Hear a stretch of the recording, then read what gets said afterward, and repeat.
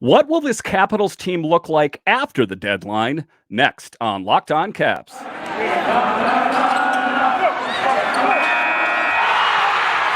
Your Locked On Capitals, your daily podcast on the Washington Capitals. Part of the Locked On Podcast Network, your team every day.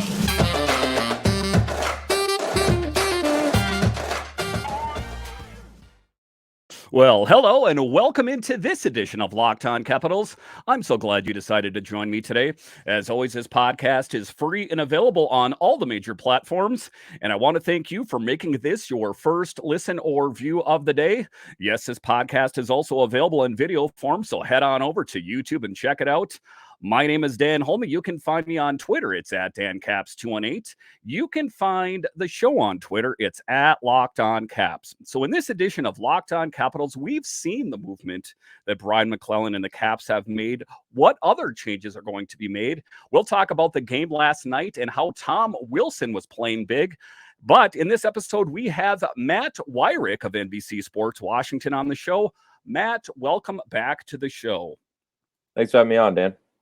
So a big win for the Capitals last night. It is a team, like I've spoke about with you, that seems to lack an identity. They win a huge game against the Bruins. They lose to the Sharks. They lose or they win a big game against the Rangers, and then they lose the next day to the Sabres. Continuity, I guess, would be one of the issues with this team. They are kind of on the outside looking in, I guess I would say, with their playoff hopes. Where do the Capitals stand right now? And do you think there's even a glimmer of a shot that this team will make it to the playoffs? Yeah, well, they've certainly got their work cut out for them. A sub 500 record over the months of January and February has made things a lot more difficult for Washington in terms of making the playoffs. Still got about a 10% chance, according to Hockey Reference. So certainly it's not absolutely bonkers that the Capitals could make the playoffs. But with them making the moves that they have over the last week, it certainly probably doesn't help things with their current situation in the playoffs and all the teams that are around them right now. They've got some ground to gain up. They've got a lot of teams sitting between them and the closest playoff spot. But the good news is they do play all of these teams pretty much through the rest of the season. So if they are going to make some kind of run, they're at least going to play a lot of these teams head to head and be able to climb over them one step at a time. So we've seen some movement in a new contract. A new contract to Jensen goes out, and then he gets injured in the game last night. Same goes for Martin Fehérváry. What is the latest that you're hearing on Fehérváry and Jensen?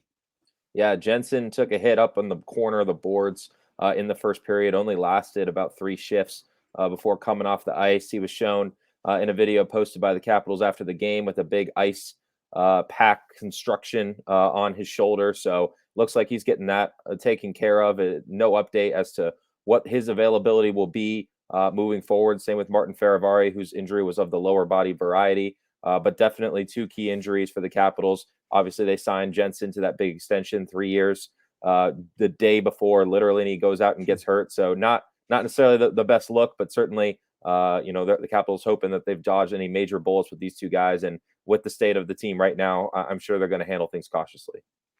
So one of the guys that really showed up big, 2 goals in the OT game winner, is Tom Wilson showing up big. It kind of makes you think, to a certain extent as a Caps fan, what could have been if Tom Wilson and Nick Backstrom were playing all of this year. Talk to me about your thoughts on Tom Wilson. He got in that fight and his knuckles were all scun up there. This, it seems like he would have been what the doctor ordered for this Caps team. I'm not going to say, that they would have been in first place or anything crazy like that, but I do think that maybe they would have been higher in the standings if you had Backstrom and Wilson in the lineup.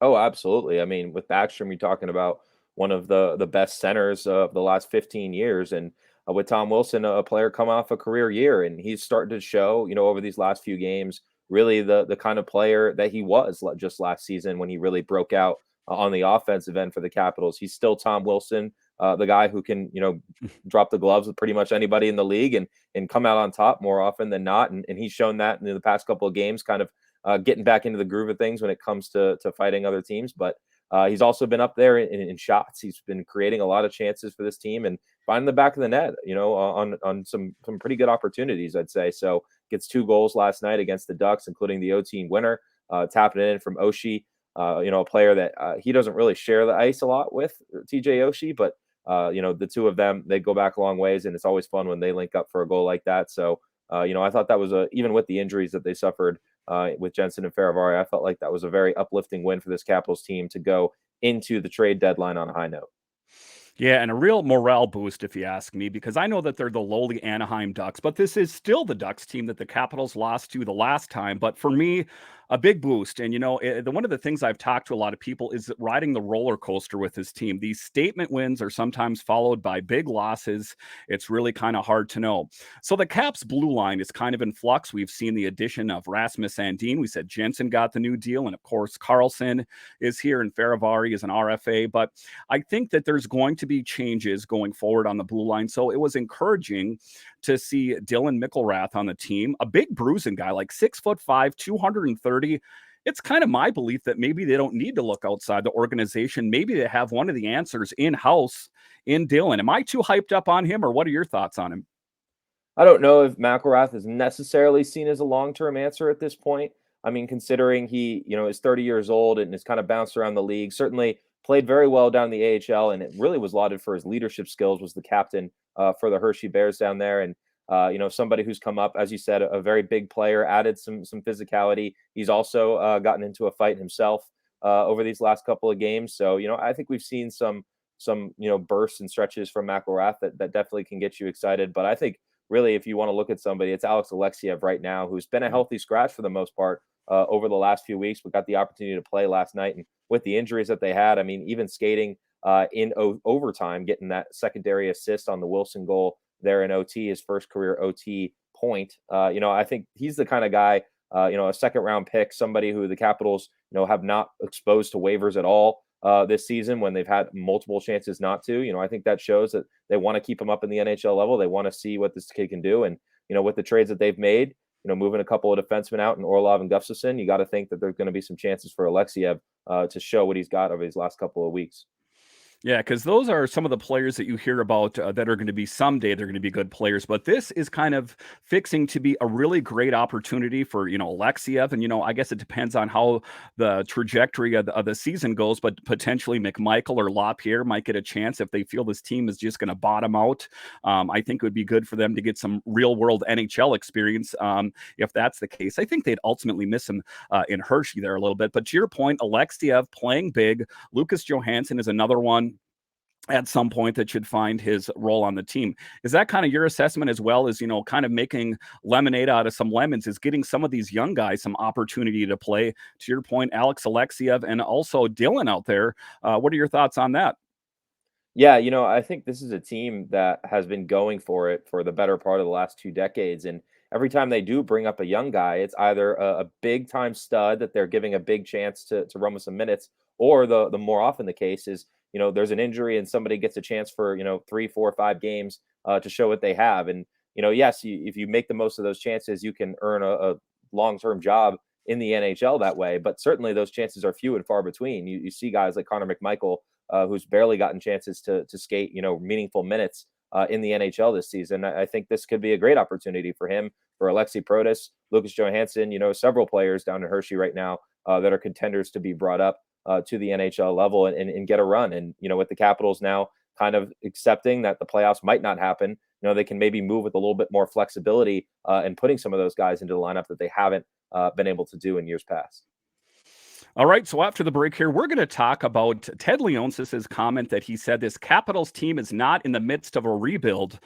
But then I've heard rumblings that there's been conversations between Brian McClellan and Alex Ovechkin that maybe that's changed a little bit and that Alex is more open to some sort of rebuild. Is that the case? We'll talk about that next. The midway point of the NBA season is here, and now is the perfect time to download the FanDuel Sports app, America's #1 sports book, because new customers get a no-sweat first bet up to $1,000. That's bonus bets back if your first bet doesn't win. Just download the FanDuel Sportsbook app. It's safe, secure, and super easy to use. Then you can bet on everything from the money line to point scores and threes drained.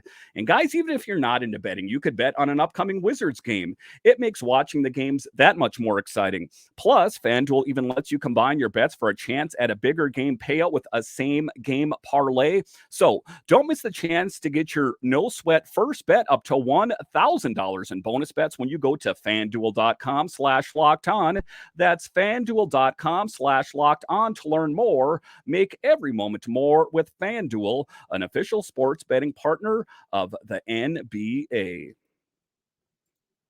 The NHL deadline is Friday, March 3rd. Join us live on Locked On NHL YouTube channel from 2 to 4 p.m. Eastern as the Locked On NHL hosts break down the biggest deals from across the league. Locked On Podcast Network, your team every day. All right, welcome back into this edition of Locked On Capitals, part of the Locked On Podcast Network, your team every day.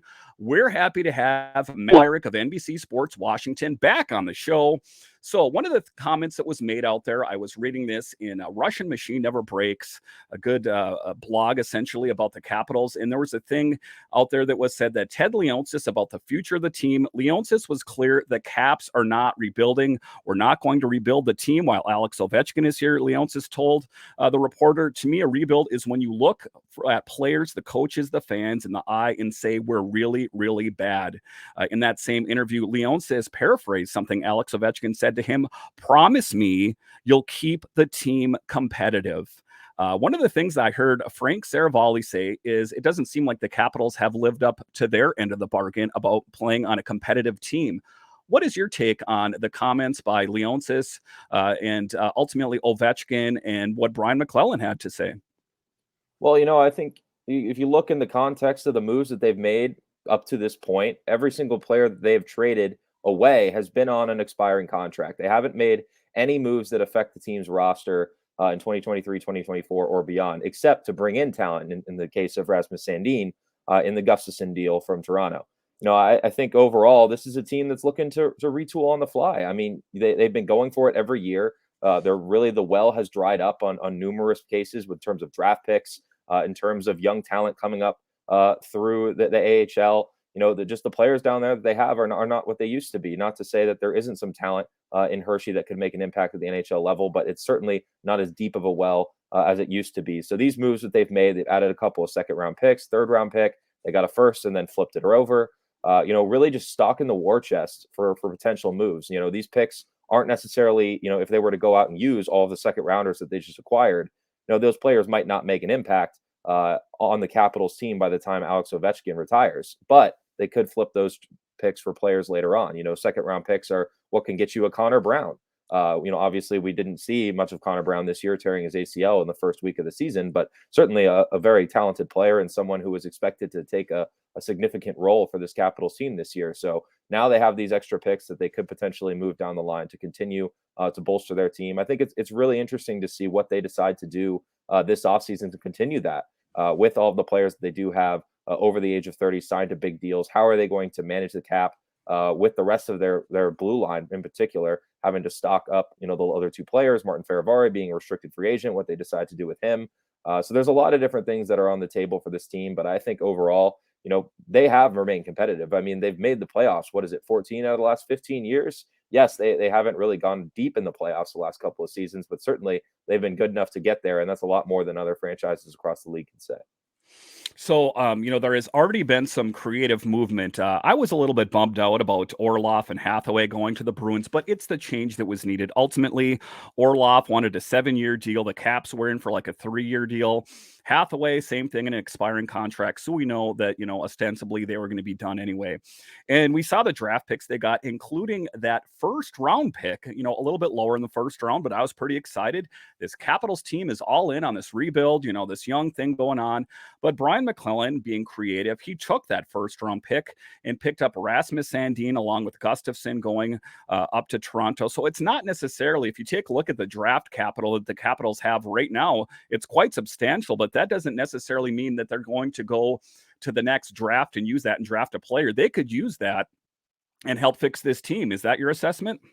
Absolutely. I mean, like I said, this is, Alex Ovechkin with a couple of years left on his contract. They're trying to compete now. They're trying to put a competitive team around Ovechkin as he chases Wayne Gretzky's goal record and go deep in the playoffs. And certainly They haven't met that expectation over the last few years, but by taking this step back, they're going to be able to jump back into the fray, maybe a little bit more aggressively than they might have if they had gone for it this year or just stayed pat and tried to see what they could do with this roster, riding it out. They flip all of these players who are going to be leaving for essentially nothing anyway this offseason. Yes, they might have been able to work out extensions for Orlov, Hathaway, whoever, if it, excuse me, if they've been able to come to terms. But ultimately, they weren't. They were able to come to terms with Nick Jensen, so they add a piece there. And this team is starting to come into shape for the next couple of years. I do think that there's a lot of different ways that they could go from here, and there's a lot of pressure to figure things out. But certainly, with the track record that the Capitals have and making the playoffs as much as they have in recent years, I would say that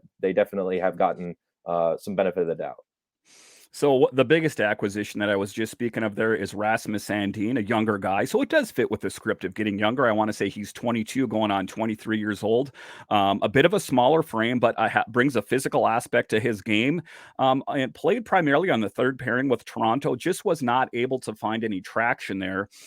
So I do think that the Rasmus Sandin was a solid trade for the Capitals to make. And I think that it fits with the script of this team getting younger. And I think you're going to see it happen gradually. I don't think that, you're just going to move away all the veterans and have Alex Ovechkin with all these kids out there. I think if you're smart, like Brian McClellan is, you're going to do it piece by piece by piece.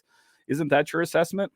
Absolutely. I mean, it's not going to happen overnight. And I really like the Sandin move. Yes, they get younger.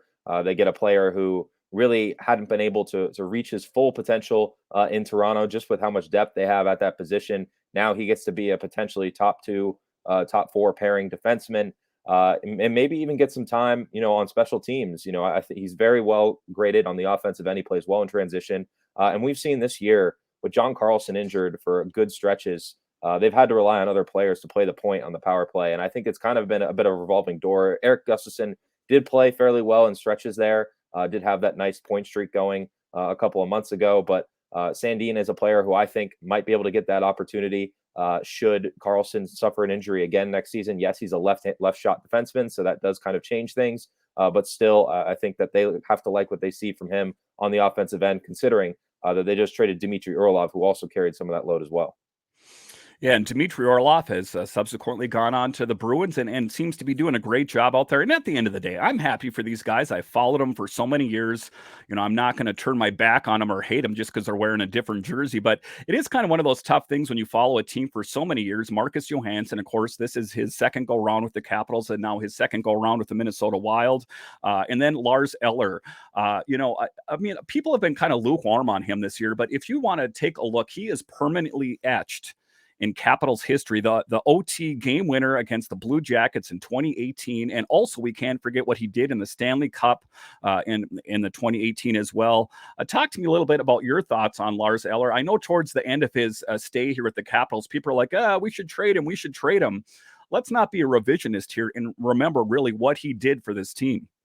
Oh, absolutely. I mean, that banner in Capital One Arena is never coming down. Those memories that fans made standing outside of the arena when they clinched the cup in Vegas, those memories are never going away. And Lars Eller was a big part of that, Dmitry Orlov as well. So, yes, the ends of their careers in Washington end a bit unceremoniously with them being traded to contenders in a down year for the Capitals. But ultimately, their legacies in DC are stamped forever. And, Eller, yes, fans were kind of looking for him to get moved, I think, throughout the season, partially just because they wanted to see some of these younger guys get opportunities. Connor McMichael obviously prefers center over other positions, and Eller, being the only guy on an expiring contract, was the logical player to be moved to create space for McMichael to get his chance. So I think he's still, not offensively, probably not the player that he used to be. I mean, being 33 years old, obviously your skills are going to start to decline at some point, but I think he still played very well on the defensive end. He was a good penalty killer and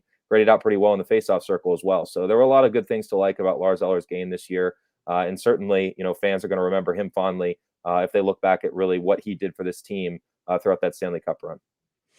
All right, so after the break here, we're going to talk about, is Brian McClellan done, or is he going to make more trades between now and the trade deadline? And what is this team going to look like? Who's going to be on the roster? We'll talk about that next. If you're hiring, you need Indeed, because Indeed is the hiring partner where you can attract, interview, and hire all in one place. And Indeed is the only job site where you're guaranteed to find quality applicants that meet your must-have requirements. Otherwise, you don't have to pay. Instead of spending hours on multiple job sites, hoping to find different candidates with the right skills, you need one powerful hiring partner that can help you do it all. Indeed partners you with every step of the hiring process. Find great talent through time-saving tools like Indeed Instant Match assessments and virtual interviews. With Instant Match, as soon as you sponsor a post, you get a short list of quality candidates with resumes on Indeed that match your job description, and you can invite them to apply right away. Plus, you only have to pay for quality applicants that meet your must-have requirements. So if you're looking to jumpstart your job and have new applicants, you don't need to wade through paper applications. That's what Indeed is for. So go to Indeed today. All right, welcome back into this edition of Locked On Capitals, part of the Locked On Podcast Network, your team every day. In this episode, we have Matt Weyrich of NBC Sports Washington. So let's talk a little bit about this team, and is Brian McClellan done? You know, there's been so many huge moves. You saw Chychrun go out to the Senators, Kane go out to the Rangers. It seems like the Metro Division is throwing their guns on the table and saying, come at me, bro. So it is interesting what this team is doing out there. I do think that the Metro has gotten noticeably better. Timo Meier, another one that went out to the Devils out there. What is your assessment of the Capitals right now? Are they done, or are they going to continue to be making moves throughout the end of the deadline? Yeah, Metro's been crazy. I mean, the Carolina's got to be feeling some heat up there at the top right now because, having not really made any moves of substantial impact, with everybody else, kind of nipping at their heels now. I would not necessarily feel super comfortable even being the 1 seed in this Metropolitan Division just because of how deep it is. But yeah, the Capitals certainly have kind of signaled that they are willing to move players that are on expiring contracts. The two players that jump out that under that kind of same ilk are Trevor Van Riemsdyk and Connor Sheary. Those are kind of, I think, the two most logical. Nicholas Aube-Kubel and Craig Smith, also players who could potentially be moved as well. Both also, though, were on waivers at some point this season, so hard to imagine they would fetch much of a return, if anything, really worth dealing. But for TVR and Sheary, two players that have been kind of staples for the Capitals over the last couple of years. Connor Sheary, second on the team in goals over the last 3 seasons, actually, I believe. Behind only Alex Ovechkin. So, he's kind of gone a bit cold here of late, but certainly a player who can bring a spark, to a second or third line and really fill in a variety of different roles. I could see him being a fit for almost anybody across the league. And Trevor Van Riemsdyk, maybe the Capitals' most valuable penalty killer, really been a staple in this team this year, especially with all the injuries they've had. He's somebody who's filled in on a variety of roles as well. So those two guys, I'm sure the Capitals will love to keep around for more years as well. But we're going to have to just kind of wait and see what Brian McClellan does over these next, 20 hours, 21 hours. Yeah, it's a tough thing, because, you mentioned Trevor Van Riemsdyk and Connor Sheary, two huge players on this team. But, it's a tough thing for the Capitals going forward because, you don't want to see these changes because they've helped contribute. To your point, TVR has done a good job. Sheary, another guy that's contributed to this team. My big thing is if you're going to make change, don't make change for change's sake. I want an upgrade. You take a look at the Craig Smith thing there, and everyone was like, why did he come here? And if you take a look at it, it was ultimately Boston said, in my assessment, that they said, listen, we've been shopping this guy. We want his contract off the books. If you're getting these draft picks, you got to take Craig Smith with you. Is that your assessment, or is there some crazy bizarro world where Craig Smith gets a new deal with the Capitals?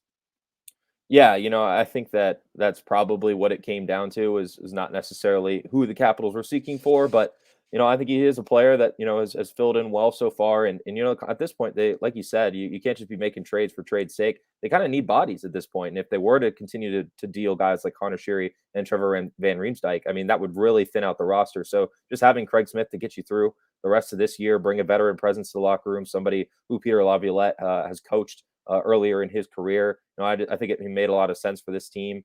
Being a center, maybe not so much, but he can play a variety of positions as well. So, of that same ilk as Connor Sheary, he'll fill in probably wherever the Capitals need him at this point. And, interested to see what he can do down the stretch and whether or not he makes a push to be a part of this team moving forward, just like Marcus Johansson did last season. I'm sure when they acquired him at the deadline, he wasn't necessarily part of their plans for the years after.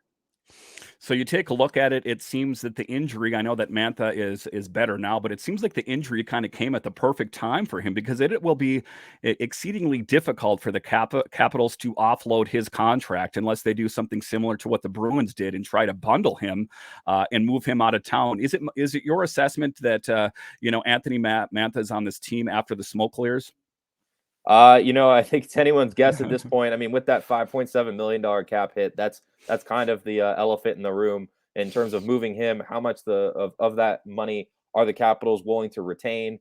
What exactly do other teams see as terms of fair value for him? The Capitals obviously dealt a first-round pick and a young skater, Jacob Vrana, to get him. So if they are going to trade Mantha, how much of that cost can they offset versus potentially waiting out another year to see whether or not he could really put it all together in his final season in DC? A lot of different options on the table for Brian McClellan at this point, but certainly Mantha is a lightning rod for this fan base, and definitely something that I think a lot of people are keeping an eye on. All right, Matt. Once again, I want to thank you for joining us on this edition of Locked On Capitals. Why don't you tell everyone where we can find your work, or are you working on any big stories right now? Yeah, you can check me out over at NBCSportsWashington.com and all over the trade deadline news and extension news, game recaps, everything like that over the past week. It has been a crazy week for the Capitals, and certainly we're expecting a little bit more fireworks over these next 24 hours. So definitely go over to NBCSportsWashington.com and check it out. All right, Matt, thanks for joining us. Thank you for making Locked On Capitals your first listen today. Now make your second listen Locked On Game to Game NHL. Every moment, every top performance, every result, Locked On Game to Game NHL with local analysis that only Locked On can deliver. Follow Game to Game on Locked On NHL, available on the Odyssey app, YouTube, and wherever you find your podcast. So once again, thank you for joining us on this edition of Locked On Capitals, where it's your team every day. My name is Dan Holme, and I'll talk to you again next time.